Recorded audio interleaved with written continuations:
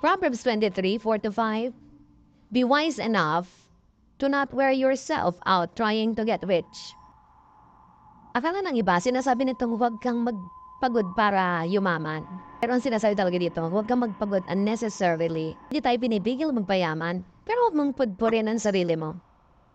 Huwag mong patayin ang sarili mo. Kasi may mga tao, pinapatay yung katawan nila para magkapera. At kung may pera na, uubusin yung pera nila para magpagamot. So kailangan habang naghahanap buhay ka, gumagawa ka ng kayamanan, inaalagaan mo pa rin ang iyong katawan. Kasi mamaya, lahat ng kinita mo gagastusin mo sa pagpapagamot. Importante, lalo't nagtatrabaho ka, you work hard. Do your best to eat well, to eat nutritious food, to relax, to rest.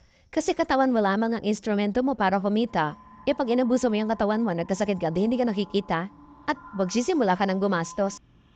Huwag sobrang magpagod, dapat nagpapahinga.